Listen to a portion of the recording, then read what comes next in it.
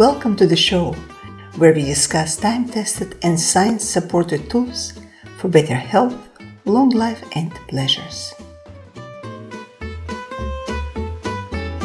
If you find it difficult to control procrastination, aggressiveness, negative thoughts, or actions that affect your or other people's lives, career, health, relationships, or satisfaction with life, then watch today's episode to learn what you can do to consciously control your thoughts, emotions, and actions.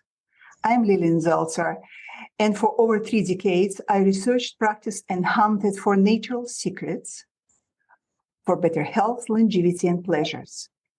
In the process, I discovered many effective, time-tested, and science-supported natural stimulants, which together with experts I share in this show, because as Hippocrates said in the 4th century BC, if you are not your own doctor, you are a fool. Our guest today is Dr. Debbie Joffe Ellis, who is a well-known psychologist, author, global presenter, and legend in counseling. Together with her late husband, Albert Ellis, she pioneered cognitive approaches in psychotherapy, which she actively heralds, practices, and teaches at Columbia University in New York City. Her perpetual devotion to the holistic approach in psychotherapy has been recognized by the World Health Organization. Welcome to the show. Lillian, it's a great pleasure to be with you. Thank you so much. And I just, if I may, give my late husband credit where credit is due. He actually pioneered the cognitive approach in psychotherapy. He was a lot older than me, and I was with him for the final chapter of his life. So I didn't create the approach with him, but it is my passion and my mission to continue to share the incredible wisdom and tools and techniques of rational emotive behavior therapy with as many people as possible. And it's a joy to be with you and your listeners and watchers now. Thank you. Absolutely. I totally can understand.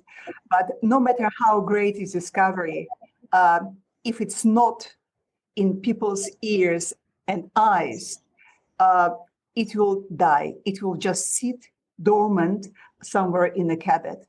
So it's big credit to you that you are continuing that legacy that your husband created, what he discovered. And I would like to ask you to actually elaborate a little bit on what exactly was discovered and why this can be considered a part of holistic medicine that treats body and mind. Indeed. Well, one of the things when I was studying psychology, by the way, at the University of Melbourne, you might tell from my accent that I know you're in Melbourne, and that's where I'm from originally. Now I live and work in New York City. So when I studied psychology, what drew me to this approach called Rational Emotive Behaviour Therapy, from now on I'll just call it REBT, or the time for the program will be over, was how holistic and humanistic it is. And so to answer your question, it reminds us of the inseparable interplay of our thinking and our emotions and our behavior. They're all connected. And if we had 2 hours instead of the short time that we have, we could go into how our thinking and our emotions and our behavior influence indisputably our physical health, the health of the body. You know, there's one of the most scientific journals that one could find, the Journal of the American Medical Association. And there are a number of articles that support scientifically the fact that certain emotions contribute in certain ways to our physical well-being. So 2 quick examples. There was one article, I think in 2017, that demonstrated that people who practice daily gratitude have stronger immune systems, and people with severe cardiovascular issues were studied, and half of them practiced daily gratitude and half didn't.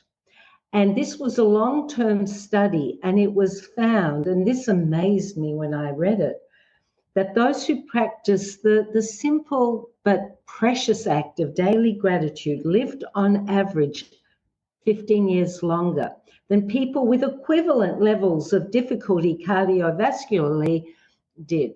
And other studies show that people with chronic rage, I'm not talking about those of us who might have an occasional angry outburst, but daily kind of they're holding it, they're steeped in it, they're saturated with anger and feel righteous and refuse to work on it or let go of it because, of course, I'm angry. So people with that level of anger developed atherosclerosis, a blockage of the arteries, and had great numbers of heart, lung issues, high blood pressure. So anyway, long story short, it is holistic. Our thinking, not the events, not what happens. It's not what happens that creates our emotions, according to REBT.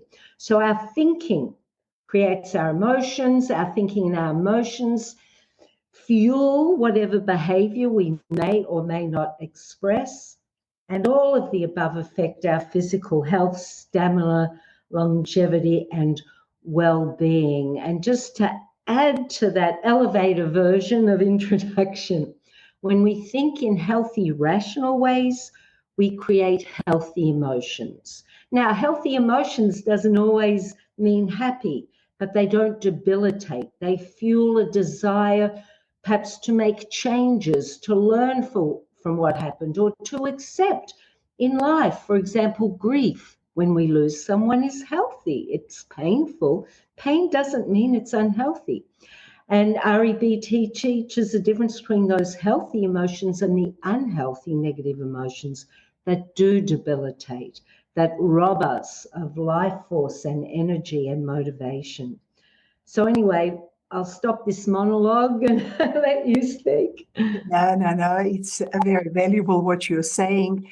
And I can say that REBT is not just for people who understand that they have uncontrollable emotions, but for every single person on this planet, because we all experience moments. And if we can control our emotions and actions and thoughts better with something like REBT, we should do that.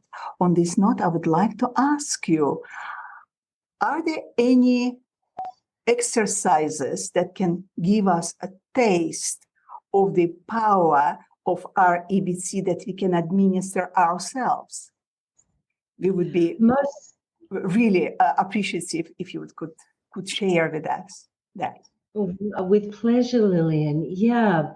So just to add to what I said, that our thinking creates our emotions, not whatever happened.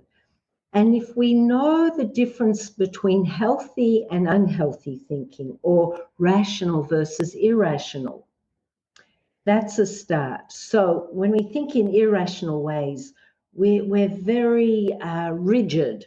We have demands, should, ought, must, absolutistic. I can't standitis. We low frustration tolerance. We have no sense of humor. We blow things out of perspective. And we damn ourselves and others and life when things don't go the way we think they should.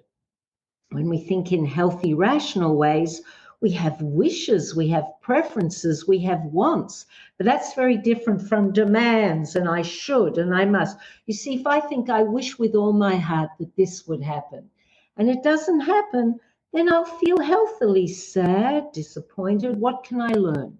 But if it should happen, it must happen, and it doesn't happen, then I'll either make myself, and hear my language, I make myself. I don't just get an emotion. Yeah? It doesn't fly through the wind and I get a feeling of rage.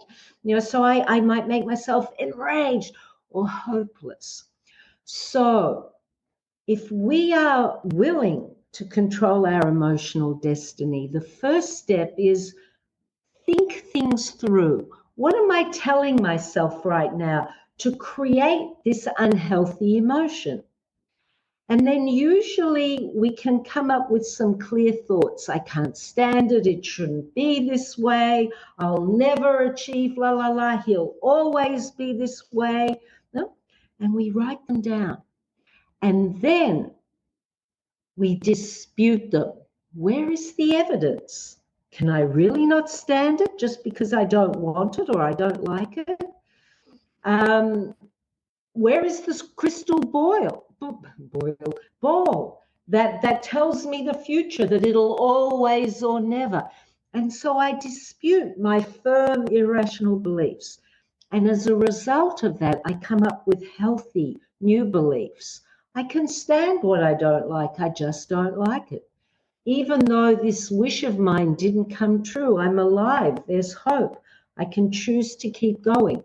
And we write down those healthy beliefs. And then what's very important is repetition, repetition, repetition for at least a month. Science proves, neuroplasticity research proves that if we repeat something, healthy or unhealthy, for at least 30 days, new neural pathways are formed in the brain.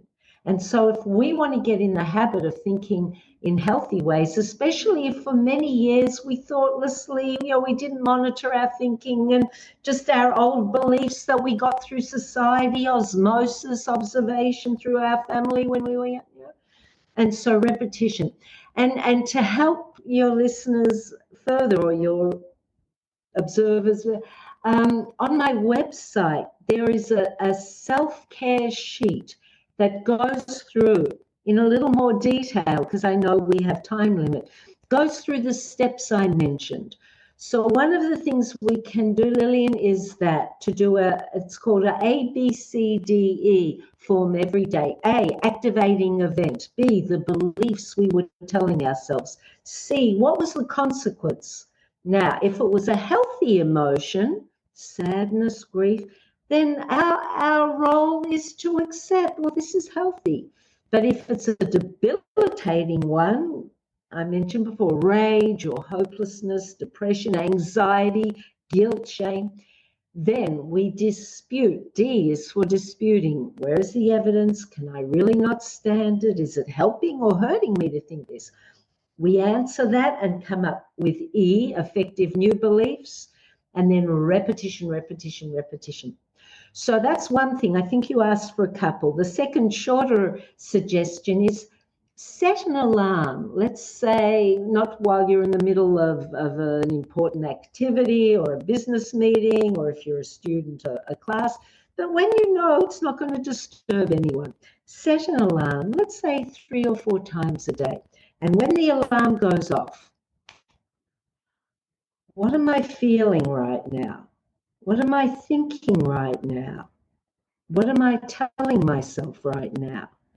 Now, if I'm feeling calm, if I'm feeling happy, great. And I'm probably thinking positive thoughts, or I'm not thinking. I'm just enjoying. If I'm feeling rageful, depressed, hopeless, anxious, guilty, ashamed, I'm probably telling myself something very irrational. And so then I can dispute and replace it. And so in conclusion of my point, what that alarm 3 times a day, tuning in, what am I thinking, feeling right now, is a way to increase mindfulness. And with greater mindfulness and awareness, we have greater choice about how we think, feel, and what we do. Sounds amazingly easy.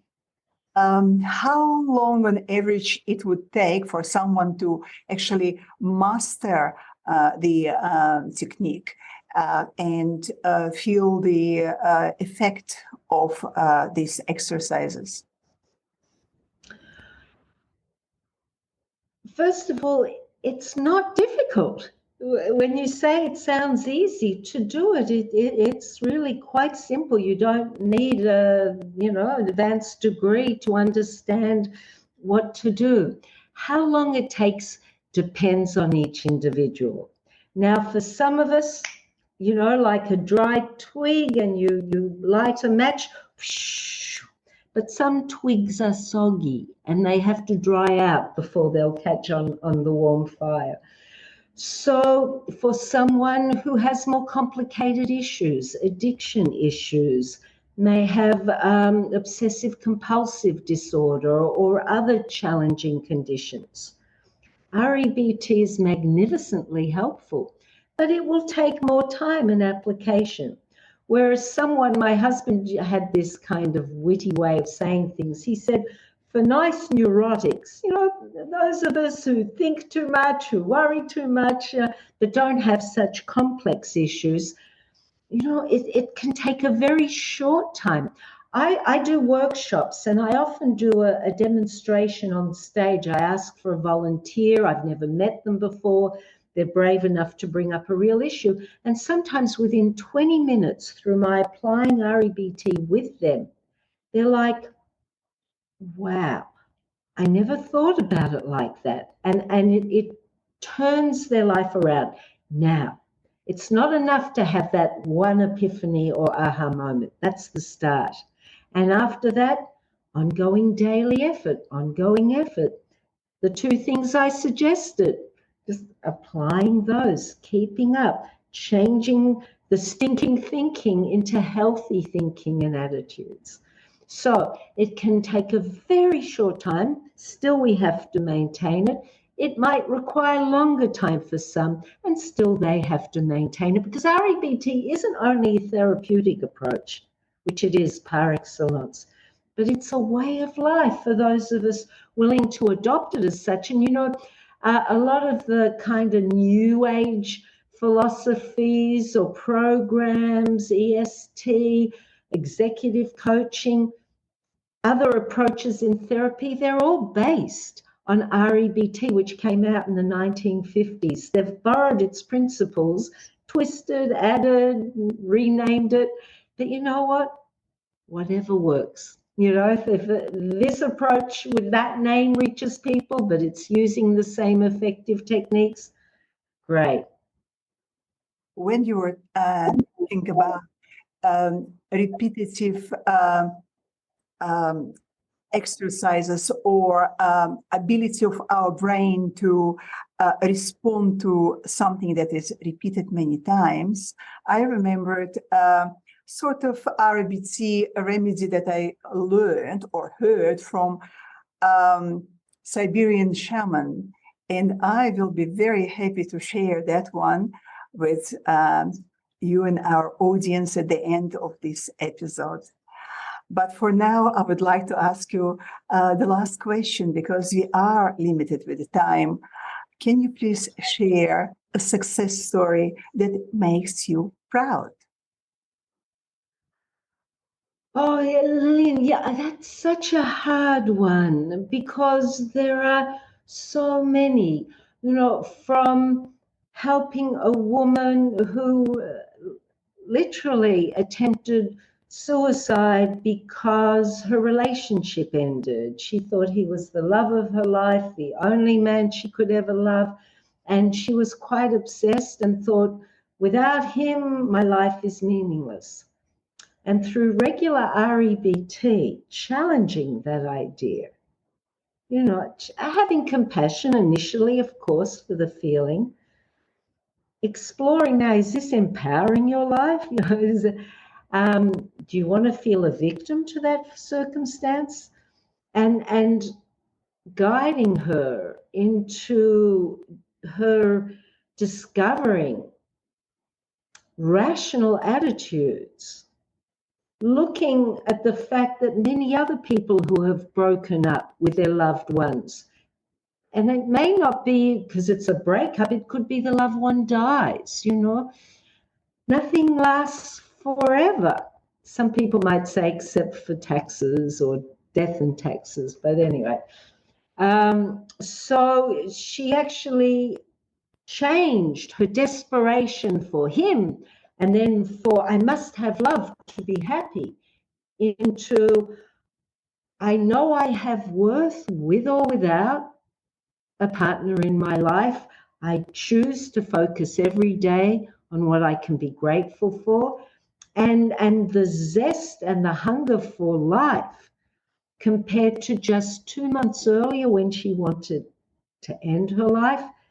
That's one success story. I mean, another one, and I won't take time going into it, or many. I was here in New York during the terrorist attack, September 2001, and I worked with people with post-traumatic stress. And again, by encouraging them to both have compassion for themselves, but to keep things in perspective, they're still alive. How much does dwelling on the past enhance your life now? Of course, you'll never forget. But not instead of, but in addition to respectful remembrance now and then. What can I focus on now to make my life more meaningful? And a final quick example of a very recent client who was or still is assistant to a very high profile person. I'm not going to mention name or profession. And he was very tough on her, and she would cry every day and hated work. And within 3 sessions where we looked at why does she need him to be nice to her? It would be lovely, but she was upsetting. He shouldn't be this way. I can't stand it. I don't deserve it. Well, true, she didn't deserve it, but perspective in life, does one get everything they deserve? And so through her questioning the beliefs that were causing her pain, and she found the power. I can stand it. We gave him a new name, King Baby. She could laugh instead of take things seriously. I could go on and on. You asked for one, I gave you 3. Really, by changing our thinking, we change our lives. And the power of human mind is great. Since ancient times, Latin phrase says "𝐥𝐢𝐤𝐤𝐿 ergo sum," which means I think, therefore I am. So REBT gives you access to your mind. It is technique that can make your life worth living and more enjoyable. So if it exists, if it was discovered, you must be fool not to use it.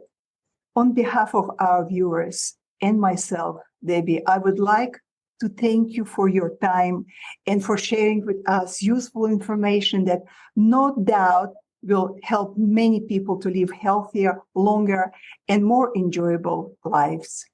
Thank you. Thank you so much to you and to your audience, Lillian. Thank you for what you do to help people help themselves make more enjoyable lives. Thank you. If you enjoyed this episode, please subscribe to our YouTube channel so you won't miss any of the new episodes. If you have questions, comments, or suggestions, please put them below the video. I do read them. If you are looking for a good, reliable source of specific ingredients, experts, services, or products, click on the resources link under this video. To health, long life, and pleasures.